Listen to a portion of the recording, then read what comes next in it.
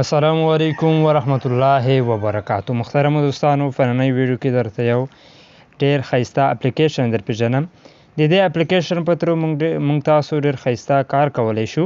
دوستانو د ویډیو تر اخره وګورئ. د دې نه مخکې که چېرته تاسو زموږ په چینل کې نوي یئ، چینل سبسکرایب کړئ، په څنګ کې د بیل ایکن په دې آل باندې در سره ضرور کلیک وکړئ. دوستانو که چېرته غواړئ دا اپلیکیشن تاسو ډاونلوډ کړئ نو د دې لینک به تاسو ته په ډسکرپشن کې میلاو شي. دوستانو که چېرته دا ویډیو تاسو د فیسبوک څخه ګورئ، د دې اپلیکیشن لینک به تاسو ته دوستانو په ویډیو ټایټل کې میلاو شي، د ویډیو په ډسکرپشن کې. دوستانو دلته کې ګورئ، ډسکرپشن دې ته وایي، داسې به یو لینک وي، په هغه لینک چې کلیک وکړئ دا اپلیکیشن ډاونلوډ کولی شئ. ګورئ دوستانو، د دې اپلیکیشن دا کار دی چې تاسو په دې اپلیکیشن کې کولی شئ چې د یو اپلیکیشن ایکون باندې چې کوم ایپ تاسو خوښیږي په هغې باندې خپل تصویر یا د بل څه شي تصویر لګولی شئ، د هغه اپلیکیشن نام ور چینج کولی شئ.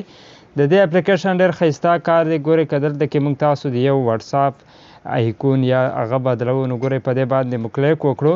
دلته کې اول تاسو ته داسې اپشن درکوي، تاسو ته به ښکاري په دې پنسل اپشن کې چې کلیک وکړئ د دې نام تاسو چینج کولی شئ، کم نام ورکول چې غواړئ. مثلا دلته کې به موږ تاسو د خپل چینل نام مثلا ورکړو. همدارنګه دلته کې تاسو پټو باندې چې کلیک وکړئ، پټو باندې کلیک کولو سره دلته کې ګوره ګیلري کیمرې اپشن درکوي. خو یاد لرئ کم اپلیکیشن باندې ایکون نام چې چینج کول غواړئ، اول کې تاسو به یو ورکوټ شان ویډیو په راګورئ، هغې وروسته هغه ویډیو چې کله ختم شي تاسو ته بیا تاسو کولی شئ چې د اپلیکیشن کې د یو ایپ تصویر ایکون همدارنګه د هغه نام ور چینج کړئ.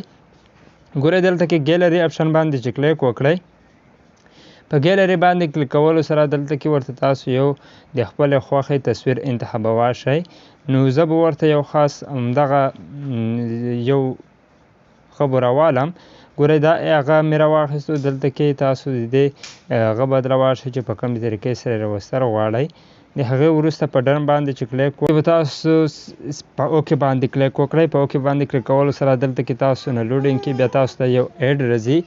د ایډ راتلو وروسته د دې ایپ هغه چې کوم دی هغه دلته کې به تاسو ښکاري یو ما مخکې خم ترې جوړ کړی و، بل خم ترې جوړ شو. نو اوس دلته کې اوس ګوره زه چې په دې باندې کلیک وکړم زما واتساپ به ان کېږي، لکه څنګه چې تاسو ته ښکاره شو. نو په دې طریقې سره د یو اپلیکیشن نام د هغه تصویر ور بدلولی شئ.